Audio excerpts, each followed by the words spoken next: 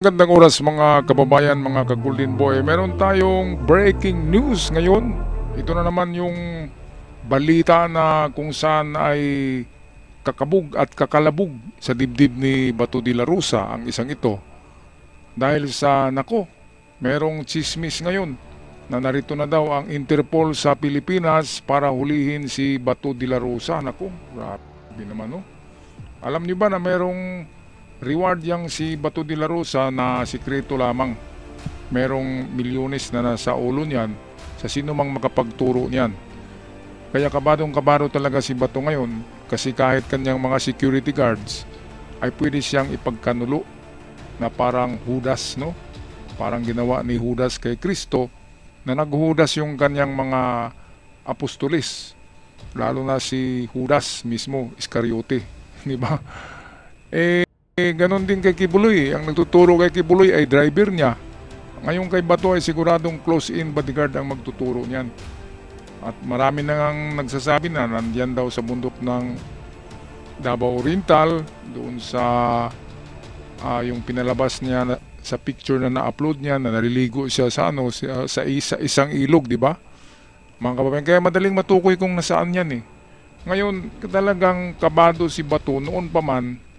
Ngunit ngayon na hindi lang kabado, super kabado si Bato de la Rosa. Sino bang hindi kakabahan yan? Interpol nandiyan na sa Manila, pero nagsasabi ang Interpol sa Manila, itong local na Interpol natin dito, na wala silang natanggap na balita o notice galing sa Interpol sa labas na narito na ang Interpol para hulihin si Bato. Siyempre naman, sino ba namang magsabi na narito ang Interpol? Sikreto nga yan eh. Para hindi makapag-handa si Bato de la Rosa. Kaya ito ang balita, kurtisi sa atin ng GMA 24 Oras, atin pakinggan. Magandang hapon po. Nilinaw ng Philippine Center for Transnational Crime ang counterpart ng Interpol sa Pilipinas na wala pa silang natatanggap na arrest warrant para kay Senator Bato de la Rosa. Kasunod yan ang mga ulat na naglabas ng arrest warrant ng International Criminal Court para sa senador at nasa bansa na umano ang mga tauhan ng Interpol. Gayunman, naghahanda ng Department of Interior and Local Government, pati na ang PNP, para sa posibleng bakit pag-aresto naghahanda kay de la ang Rosa. ating PNP at DILG sa pag-aresto? Talaga ba talagang aarestuhin nila? O neutral lamang sila o hindi sila makialam ang ating PNP? Well, yan ang hindi ko tiyak, pero sa palagay ko lang ay talagang di ba, ang gobyerno natin na hulihin si Bato dahil nga mayroong red notice from Interpol. Kasi wanted nga sa ICC si Bato dahil siya yung pangalawang pinakamalaking kakasuhan ng ICC, pangalawa kay Digong. Kaya talagang tama ang hinala ni Bato, kaya pala hindi na talaga sumipot sa Senado si Bato dahil tama pala yung kanyang yung kanyang intelligence, yung kanyang mga nagre-report sa kanya. Tama pala na Sir Bato, magtago ka na kasi talagang huliin ka at gumawa ka na ng magandang tunnel mo. So parang Kibuloy din, no? Parang sa sa Iran, di ba? Mga Iranian ang galing-galing maghukay. Ganun pala talaga basta't mga ganitong mga klaseng nilalang ay ganun pala talaga ang mga tipo nila na maghukay ng mga tunnel. Parang sa mythology ni Hades, no? Yung the god of the underworld, nasa ilalim ng lupa nakatira. Grabe. Pero bilib din ako kay Bato. Parang islaw, palitaw, lulubog, lilitaw eh. Lilitaw, lulubog. Ngayon, lumubog na talaga, hindi na nakikita eh. Kaya,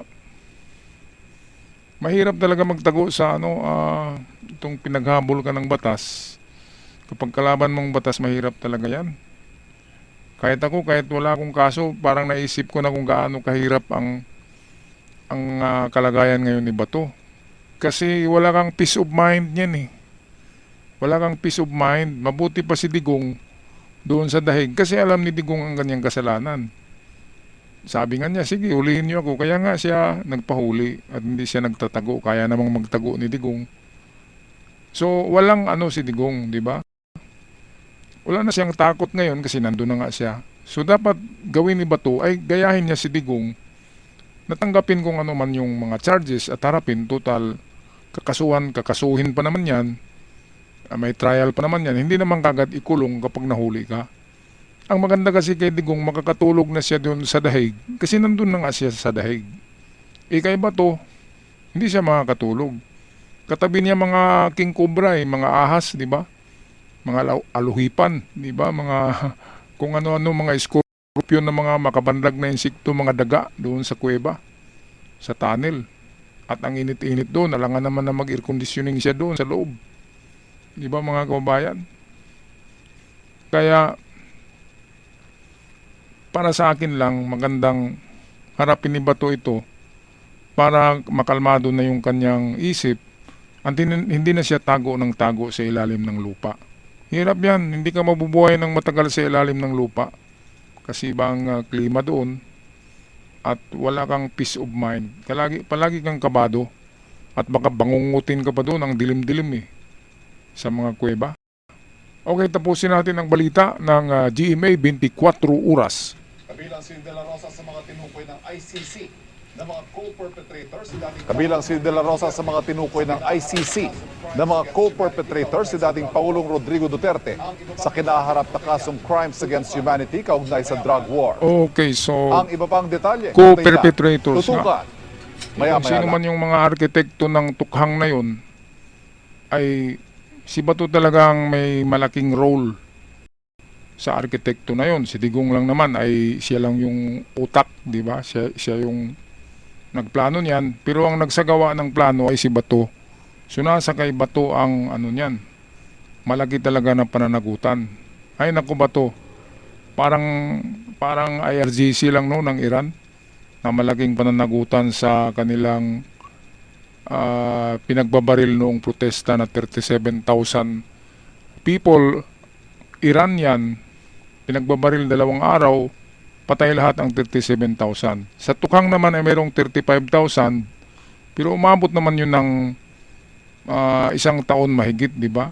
Na tukangan. Hindi katulad sa IRGC na ang 2 araw lang ay 37,000 kaagad. So yun ay mga buhay pa rin yun ng mga tao, kaya in the end ay nangangailangan ng hustisya. Hindi naman natin sinasabi na guilty si Bato.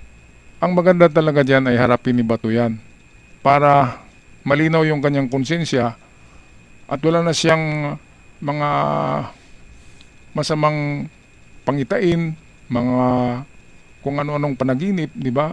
Takot sa araw-araw ay harapin niya.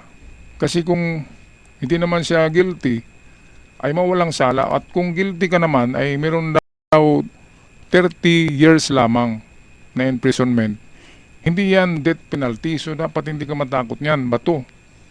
Kasi si Digong nga, hindi na natatakot. So dapat ikaw din ay matapang. Naharapin kung ano yung inyong mga ginagawa noon. Okay, so God bless you, Bato. And peace be with you. At sana ay samahan mo si Tatay Digong doon sa dahig para hindi naman siya malulungkot. Kasi kayo talaga dalawa ang partner noon Okay, so wish you luck. Bato de la Rosa, at pag-isipan mo na mapanatag ang loob mo kapag kasama mo na ang Tatay Digong, di ba? Fair weather friend Magiging fair weather friend ka kapag gano'n na magtatago ka. So sumasama ka lang pala kay Tatay Digong noong nasa power ka pa. Pero ngayon na wala ng power si Tatay Digong, hindi ka na sumasama. So considered a fair weather friend. Kaya para hindi magiging fair weather friend, ay samahan mo na si Tatay Digong sa dahig. Ako'y magpaalam ng mga kababayan, anong masasabi nyo dito sa nandiyan na daw ang Interpol sa Manila para arestuhin si Bato de la Rosa. Parang kay Digong din noon na sinabi na nandiyan ang sa Manila, Interpol, walang naniniwala, pero totoo pala So ganito rin ang mangyayari kay Bato de la Rosa. Nako, God have mercy on you, Bato. Ipanalangin mo na lang na sana protektahan ka ng buong may kapal kung wala ka mang kasalanan. Okay, so ako'y magpaalam na. Maraming salamat sa lahat, at sa mga bago pa lamang sa channel, huwag kalimutan mag-subscribe. Malaking tulong yan. Hanggang sa muli, paalam at ingat ang lahat.